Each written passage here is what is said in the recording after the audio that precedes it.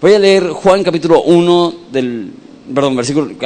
3 del versículo 1 al 21. Es una historia muy famosa de Nicodemo y lo que significa nacer de nuevo. Dice así: había un hombre de los fariseos que se llamaba Nicodemo, un principal entre los judíos. Este vino a Jesús de noche y le dijo: Rabí, sabemos que has venido de Dios como maestro, porque nadie puede hacer esas señales que tú haces si Dios no está con él.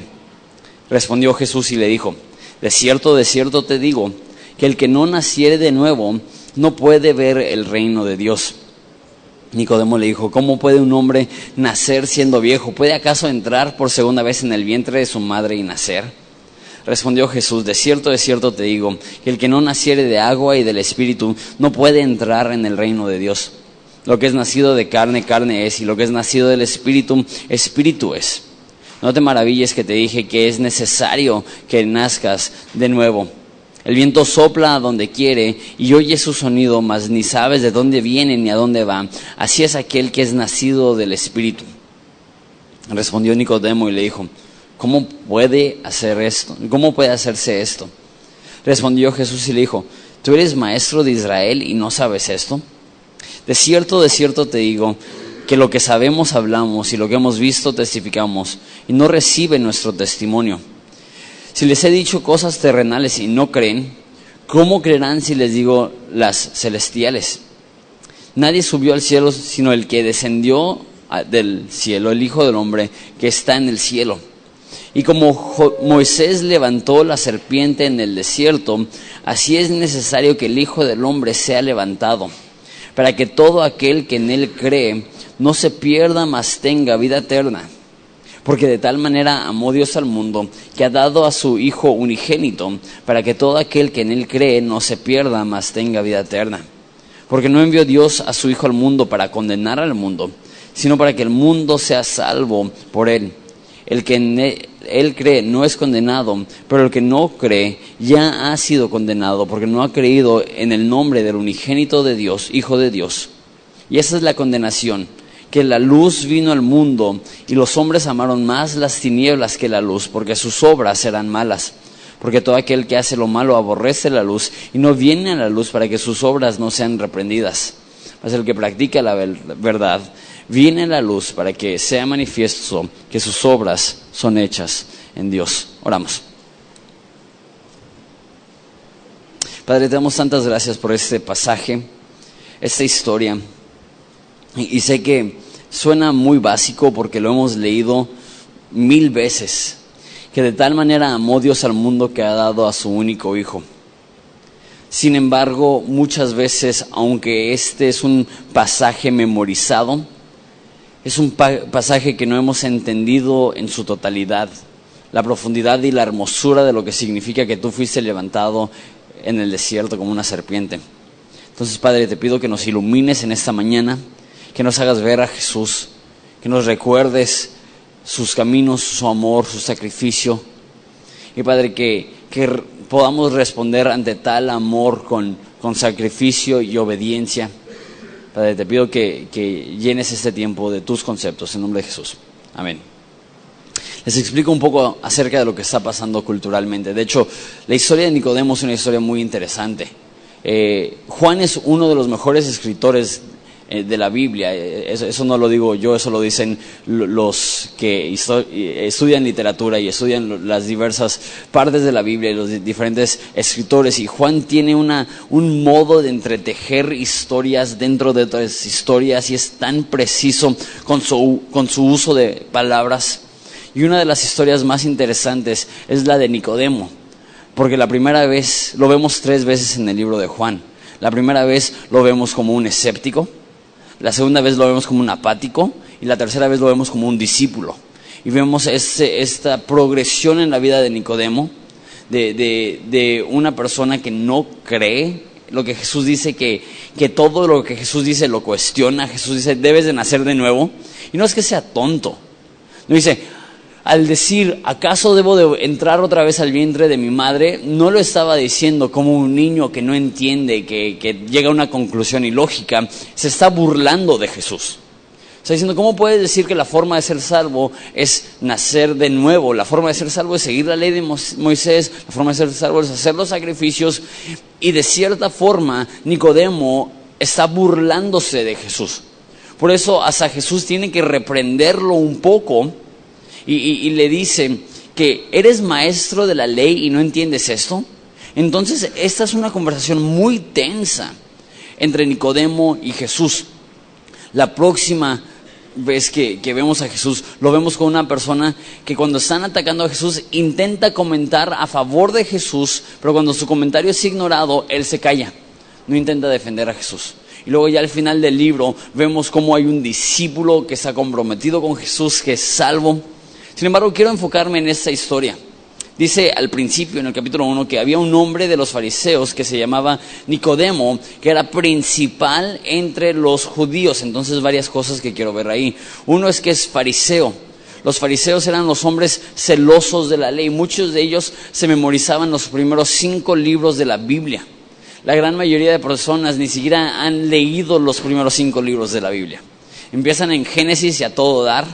Después la primera mitad de Éxodo a todo dar. Y llegan a la ley y dicen, mejor me brinco al Nuevo Testamento, ¿no? Ley tras ley, tras ley, tras ley. Y luego llegas a números. Y nombre tras nombre, tras nombre, tras nombre. Y tú dices, ¿y esto de qué sirve, no? Y te vas a otra parte que entiendes más. Sin embargo, esas personas estaban tan comprometidas con la palabra de Dios que no solamente leían la ley, muchos de ellos, y eso habla muy bien de la capacidad intelectual que tenían en ese entonces, se memorizaban completos los primeros 5 libros de la Biblia.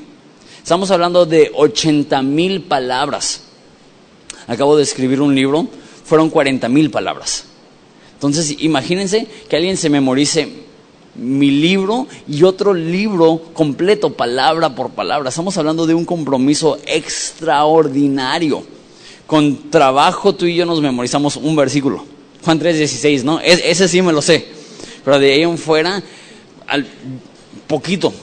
Con trabajo nos acordamos de nuestro teléfono. Y esos hombres estaban tan comprometidos con la ley de Dios, con la palabra de Dios, que se la memorizaban. Y no solamente eso, dice que es un principal entre los judíos. Entonces no solamente es un fariseo, o sea, religioso comprometido con la palabra de Dios, sino que es un gobernante entre los judíos. Habían 2 gobiernos, si lo podemos ver de esa forma, en los tiempos de Jesús. Había el romano, que era el civil, y había el judío, que era el religioso. Pero el gobierno judío no era como una iglesia hoy en día. Ellos tenían poder para castigar, ellos tenían leyes, ellos podían llevar todo eso. Entonces este era un hombre importante en Israel. Y Jesús en ese momento apenas se está convirtiendo en una persona polémica. El capítulo anterior entra al templo, voltea mesas. Eso es interesante porque a mí me encanta estudiar la vida de Jesús en los evangelios, porque hay tantos conceptos que tenemos de Jesús que son tan erróneos. Vemos a Jesús como tan casi tímido, introvertido, como así lo vemos a lo mejor en películas. Pero lo que vemos en Juan capítulo 2, justo antes de esto, es que entra a un templo, voltea mesas, y Juan nos dice un detalle que no nos dice ningún otro evangelio, y dice que hace un látigo y con eso corre a los vendedores. Esto es Jesús de la WWE, o no sé cómo se llama ahorita.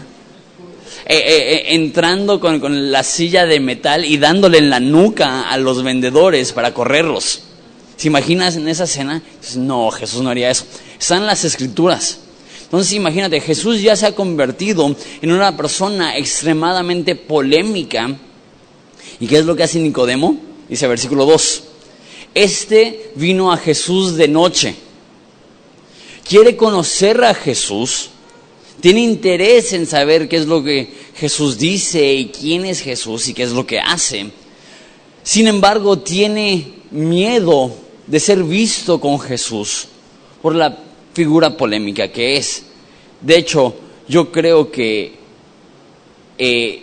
todo lo que dice Jesús está intentando hacer ver a Nicodemo su error, pero me encanta lo que dice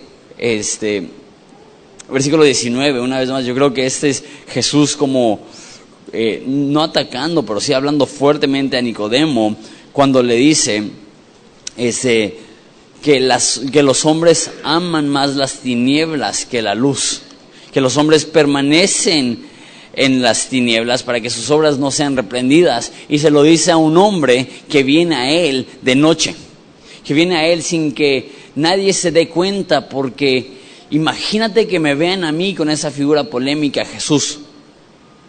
Y me encanta lo que dice Jesús después de que Nicodemo dice: Rabí, sabemos que has venido de Dios como maestro, porque nadie puede hacer las señales que tú haces si Dios no está con él. Reconoce de una forma con modales que Jesús es una buena persona. Está diciendo: entiendo que eres una buena persona. Y Jesús le saca la vuelta. Jesús no está interesado en simplemente ser visto como una buena persona. Para Jesús no hay categorías. No es, ok, Jesús está bien. No, es o Jesús es un mentiroso que engañó a personas haciéndolos pensar que era Dios, o Jesús dijo la verdad y es Dios sobre todo y Él merece absolutamente todo. Lo que dijo C.S. Lewis es que o el cristianismo es falso o de máxima importancia, lo único que no puede ser es mediocre. ¿Por qué? O es falso, Jesús mintió, o Jesús dijo la verdad, y eso es lo más importante, porque hasta le dijo: nadie subió al cielo sino el que descendió del cielo, el Hijo del Hombre que está en el cielo. Jesús aquí claramente está diciendo: yo vine del cielo, yo soy Dios. Nicodemo está satisfecho con tener una relación superficial con Jesús. Jesús le cambia la pichada. Le dice: no es suficiente creer que soy un buen maestro, es necesario nacer de nuevo. El que no nazca de nuevo no puede ver el reino de Dios. Una vez más, yo creo que Nicodemo está a lo mejor hasta un poco ofendido por esta respuesta, porque él, siendo un hombre increíblemente inteligente e intelectual, le dice: ¿de qué estás hablando? ¿Acaso quieres que entre al vientre de mi madre otra vez? No sé si has visto las proporciones, Jesús. No sé si has considerado las implicaciones de volver a nacer. Pobrecita mi madre, sufrió cuando pesaba 4 kilos, ahora imagínate cuando peso 80, ¿no? Y lo que le está diciendo Nicodemo a Jesús, lo que dices es ilógico. Entonces le responde de otra forma Jesús, mismo concepto en versículo 5, que le dice que el que no naciere de agua y del Espíritu no puede entrar al reino de Dios. Hay muchas personas que creen que eso está hablando a lo mejor de que necesitas ser bautizado y necesitas recibir el Espíritu Santo para ser salvo. Es posible que eso está diciendo, pero lo que yo que está haciendo referencia es el nacimiento natural y el renacer. El nacer de agua. Mujeres, ustedes saben que justo antes de dar a luz se rompe la fuente. Entonces posiblemente eso es lo que está haciendo referencia. Si no naces naturalmente y vuelves a nacer del Espíritu Santo, no puedes entrar al reino de Dios. Y la razón que pienso eso es por lo que dice después: lo nacido de carne, carne es; lo que es nacido del Espíritu, Espíritu es. No te maravilles que te dije que es necesario nacer de nuevo. El viento sopla donde quiere y oye su sonido, mas ni sabes ni dónde viene ni a dónde va. Así es todo aquel que es nacido del Espíritu Santo. Lo que está diciendo es aquella persona que es nacida de Dios, nacida del Espíritu Santo, es absolutamente distinta a todos los demás. Que es como el viento que tú ves a un cristiano y no tiene nada de sentido. Que la forma que nosotros vivimos de para los no cristianos. Si Francis Chan, un autor, lo dijo de esa forma y me gusta mucho, que si tu vida no estás viviendo según lo que la Biblia dice, porque todos los que viven según la Biblia, los no cristianos a lo mejor los respetan, sin embargo no creen que es sabio. Que dicen, y a lo mejor has escuchado cosas así: ¿qué haces pasando tanto tiempo en la iglesia? ¿Por qué das tu dinero a esa institución? ¿Por qué sirves? ¿Por qué mandas a tus hijos a las actividades ahí? ¿Por qué vas entre semana? ¿Por qué te pones a estudiar la Biblia? ¿Por qué pierdes el tiempo? Porque el cristianismo es como el viento, que a lo mejor lo ves y a lo mejor lo oyes, no podemos entender, o mínimo ellos definitivamente en esta cultura no lo entendían. O sea, así es el cristianismo. El cristianismo es totalmente incongruente para un no cristiano. La Biblia, Pablo dice que él era percibido como loco por seguir a Jesús. Respondió Nicodemo y le dice, ¿cómo puede hacerse esto? Jesús otra vez le responde de una manera fuerte, le dice, ¿eres tú maestro de Israel y no sabes esto? De cierto te digo que lo que sabemos hablamos y lo que hemos visto y testificado y no recibes nuestro testimonio. Si te digo cosas terrenales y no crees, ¿cómo creerás si te digo las cosas celestiales? Le estoy diciendo, te estoy hablando con, ¿cómo se dice? Bolitas y palitos. Te lo estoy explicando con manzanas y no entiendes. Y eres maestro de la ley. ¿Cómo entenderías si te lo dijera claramente? Pero es maestro de la ley, entonces hace una referencia a la ley para explicar lo que significa el ser salvo. Dice, nadie subió al cielo sino el que descendió del cielo, el Hijo del Hombre, que está en el cielo. Y me quiero enfocar en el versículo del 14 al 17. Dice, y como Moisés levantó la serpiente en el desierto, así es necesario que el Hijo del Hombre sea levantado, para que todo aquel que en él cree no se pierda, mas tenga vida eterna. Porque de tal manera amó Dios al mundo, que ha dado a su Hijo unigénito, para que todo aquel que en él crea no se pierda, mas tenga vida eterna. Muchos conocen ese versículo, pero no se dan cuenta que cuando dice porque de tal manera, está explicando algo. O sea, el concepto principal de Juan 3 no es porque de tal manera amó Dios al mundo. Lo que está explicando es cómo nacer de nuevo, y la explicación la da en versículo 14, que dice, como Moisés levantó la serpiente en el desierto, así es necesario que el Hijo del Hombre sea levantado. Les recuerdo la historia, esto viene en Números, que el pueblo se rebela en contra de Jesús, en contra de Dios, no entran a la tierra prometida y Dios les manda una plaga. ¿Y cuál es la plaga? Que hay serpientes venenosas que cuando te muerden vas a morir. No hay cura, no hay esperanza. Y estas serpientes eran tantas que mordieron no a 100 personas, no a 1000 personas, no a 10,000 personas. Mordieron a todo el pueblo. Mucha gente cree que eran casi 2 millones de israelitas viviendo en el desierto en ese momento. Aproximadamente, Hermosillo es como 1 millón, ¿no? Imagínate el doble de la población. Hermosillo es una ciudad grande. Imagínate el doble de la población de Hermosillo rondando en el desierto. Y ahora quiero que te imagines que absolutamente todos están a días o horas de morir porque hay serpientes en todo el pueblo que han mordido absolutamente a todos. Si ahorita con el dengue estamos preocupados porque han muerto unas cuantas personas, es que esto ni se puede comprender. No podemos entender la posibilidad de que mueran millones de personas, todo un pueblo. Y lo que Dios le dijo a Moisés es, edifica una serpiente de bronce y cualquier persona que vea a la serpiente será salva, será sana. Y tú dices, pues qué tonto, ¿por qué no? Si los va a sanar de todos modos, ¿por qué no nada más sanarlos? ¿Por qué hacerlos ver una estatua? Todo lo que estaba haciendo era simbólico, porque eso es lo que iba a hacer Jesús. Y tú dices, pues entonces ¿cómo estaba? Y por el arte cristiano que hemos visto, vemos, no sé si han visto, hay una pintura muy famosa donde está esa serpiente en un asta y hay como unas 20 personas viéndolo. No era así.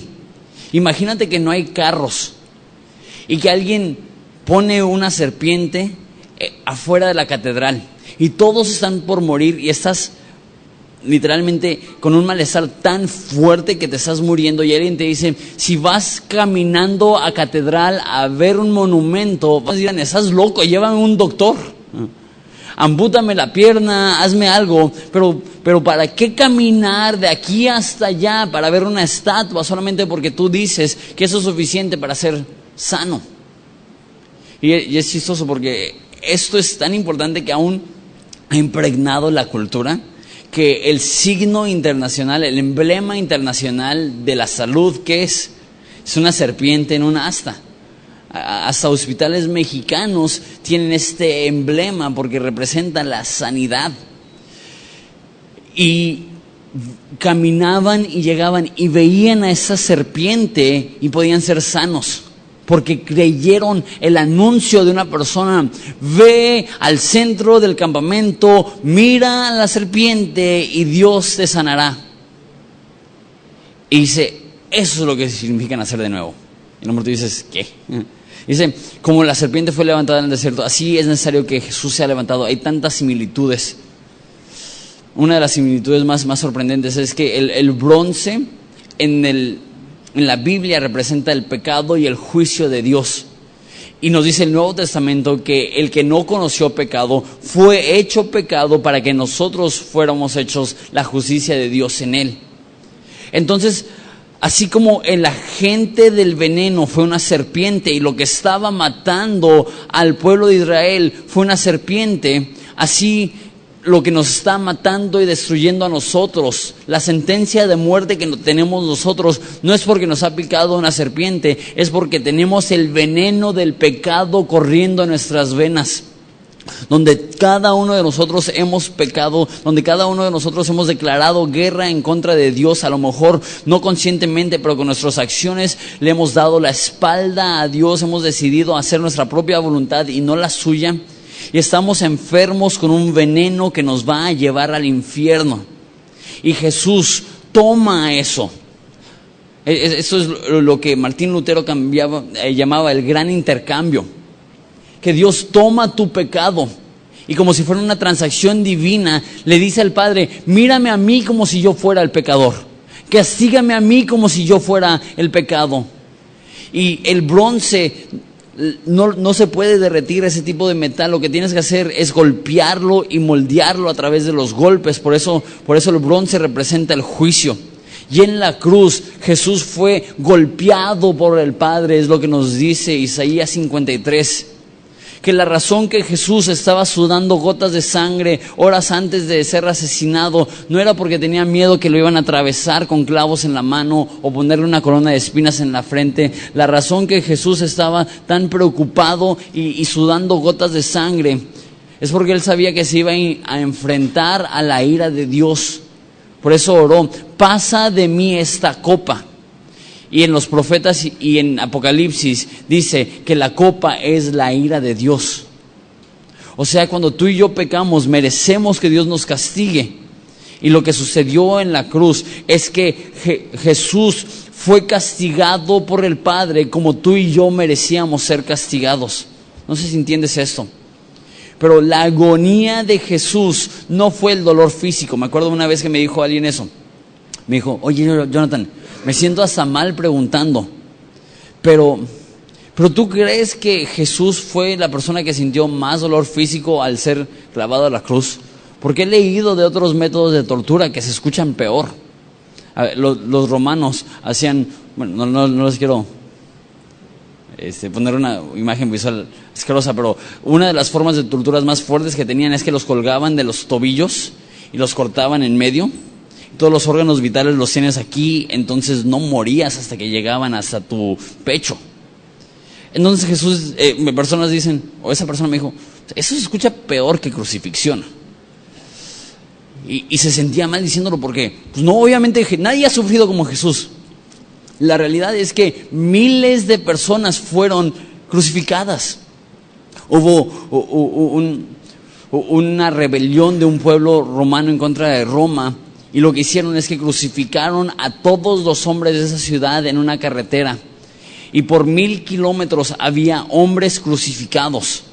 ¿Cuál es la diferencia entonces entre la crucifixión de Jesús y las miles de crucifixiones que sucedieron en el primer siglo?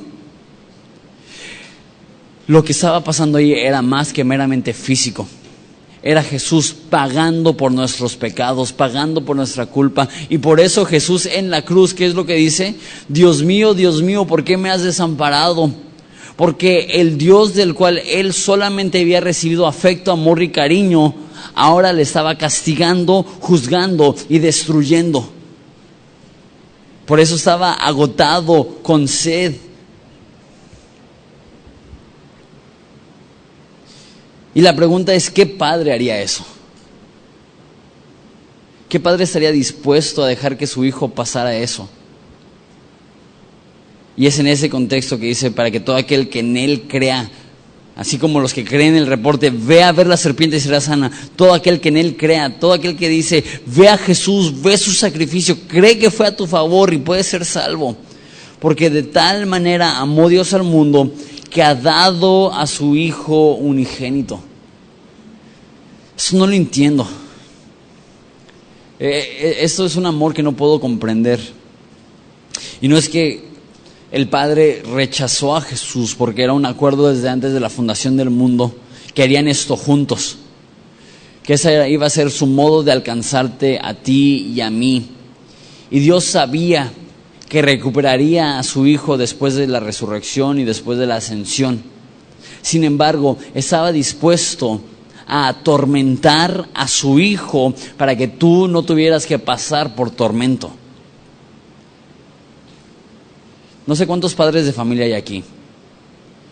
No sé, bueno, sí sé porque también soy papá. Tú sabes la cantidad de sacrificios que haces para asegurarte que tu hijo sufra lo menos posible. ¿Alguna vez, estoy seguro que sí, si eres padre de familia, has tenido un hijo malito, con temperatura alta que no se le baja? Me acuerdo una vez que se puso malito Juanito, mi hijo, y tenía una temperatura muy alta y lo bañamos y no se le bajaba, y le dimos tempra y no se le bajaba, seguía subiendo, ya subió a 40 y nada más se veía así, se había ido. Y le hablé a las 2, 3 de la mañana a la pediatra y estaba intentando describir su estado de ánimo, y le dije, es que se ve como si estuviera nostálgico, y se burló de mí la pediatra. ¿Cómo va a ser nostálgico un niño de 8 meses? Pero bueno, tenía esta cara de tristeza, así, ido. Y yo preocupado, padre primerizo, ¿qué le está pasando a mi hijo? Y una mortificación que sé que cada uno como padres han sentido.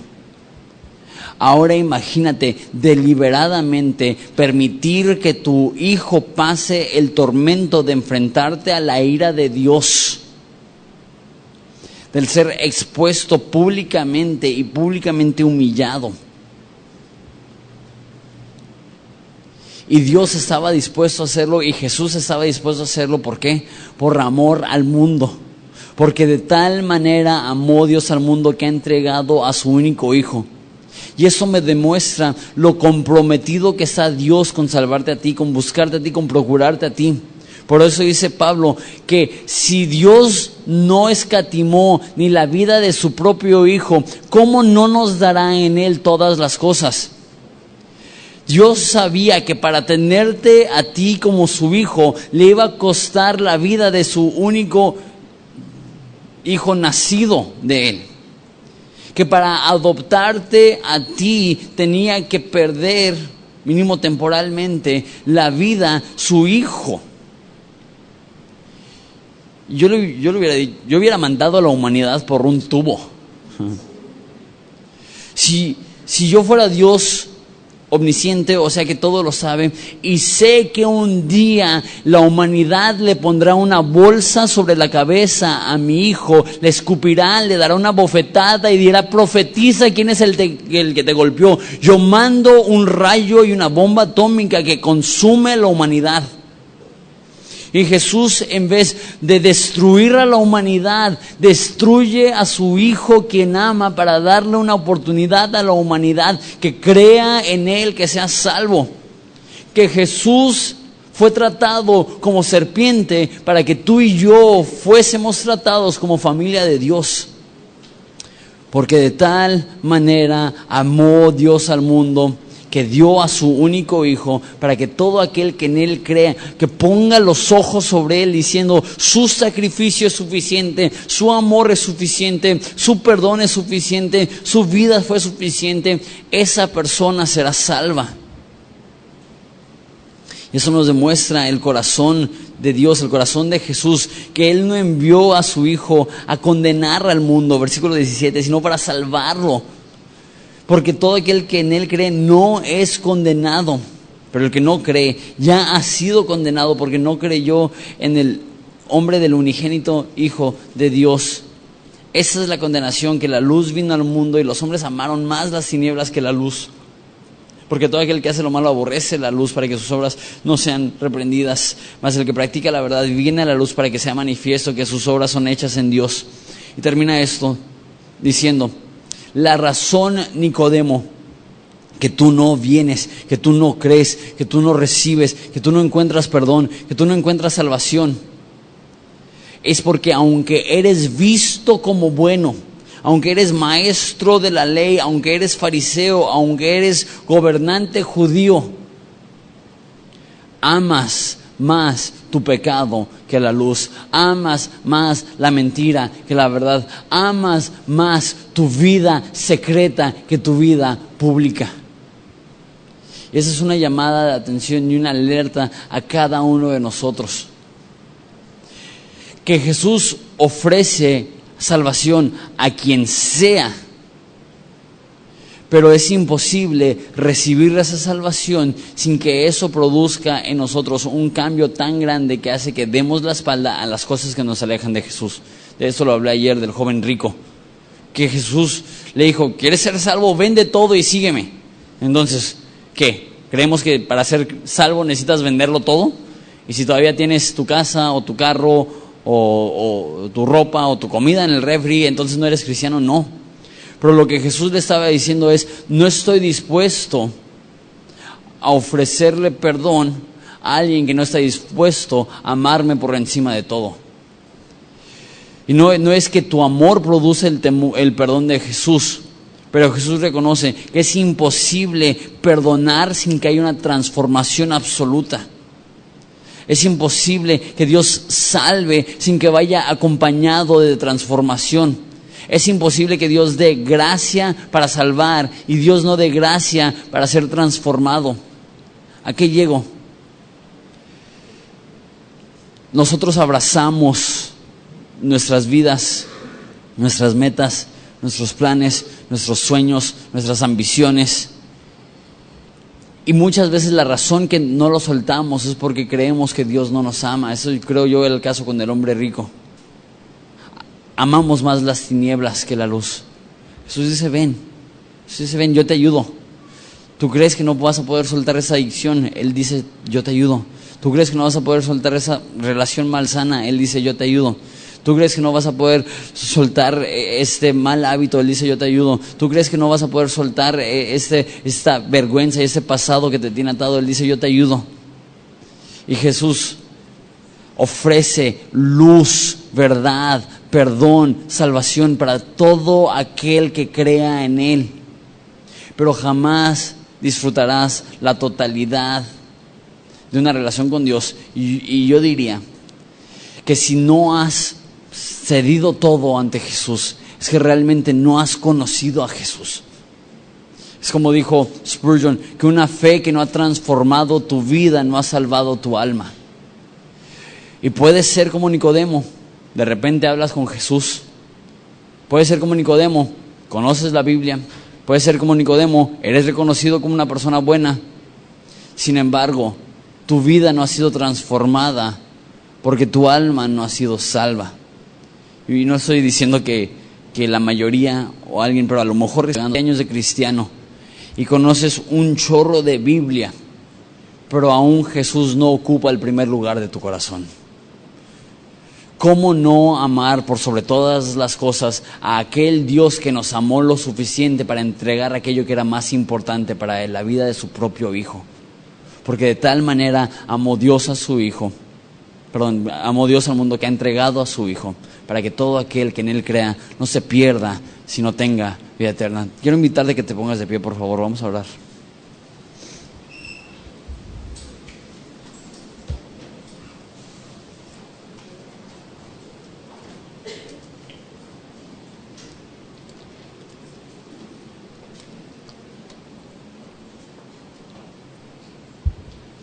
Jesús, esa es la realidad más poderosa sobre la faz de la tierra. El justo, condenado como culpable. El perfecto, castigado como pecador. El bueno siendo visto como el malo. El Hijo acostumbrado a recibir puro cariño de su padre, enfrentándose a la ira de un Dios que aborrece el pecado. Y todo por amor a nosotros.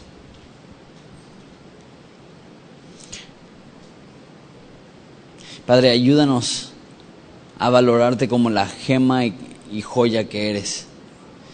Que no hay nada que tenga el valor que tú tienes. Y perdónanos porque aún cristianos verdaderos, a veces dejamos que los ídolos sean coquetos y nos intentan seducir y dejamos que cosas secundarias o cosas que no tienen esa importancia se roben la posición que solamente tú mereces. Como el que le da importancia a cada aspecto de nuestra vida, lo más importante, la prioridad máxima. Hay personas aquí que son cristianos que necesitan recordar que tú eres el dueño de su vida y necesitan arrepentirse y obedecerte porque tú eres rey. También hay personas aquí que son como Nicodemo. Tienen una relación distante con Jesús. Ellos se consideran buenas personas, los que les rodean los consideran buenas personas. Pero Jesús les dice, no has nacido de nuevo. La buena noticia es que para nacer de nuevo no necesitamos ganarnos eso. Para nacer de nuevo solamente necesitamos tener una fe tan real, que te cree tan profundamente, que te abre las puertas de nuestro corazón para decir, cambia lo que quieras, quita lo que quieras, transforma lo que quieras. Y si eso me cuesta, todo lo que he intentado conseguir hasta ese momento está bien, porque para mí es más importante tener a Jesús que cualquier otro sinfín de cosas. Te pido por cada uno de nosotros, porque si entendemos este mensaje del Evangelio, eso nos transforma y nos hace distintos. Te doy gracias por esa iglesia, bendícela. Padre, te pido que prepares para esta iglesia una mentalidad de que hay muchos por alcanzar y hay un mensaje en esta iglesia que se tiene que proclamar, y es el mensaje de Jesucristo y es el mensaje del Evangelio. Padre, ayúdanos a que no nos veamos simplemente como espectadores, sino como contribuyentes. Que haya un entusiasmo y un deseo de compartir nuestras vidas con esta iglesia, y que haya sabiduría de liderazgo para saber cómo colocar a las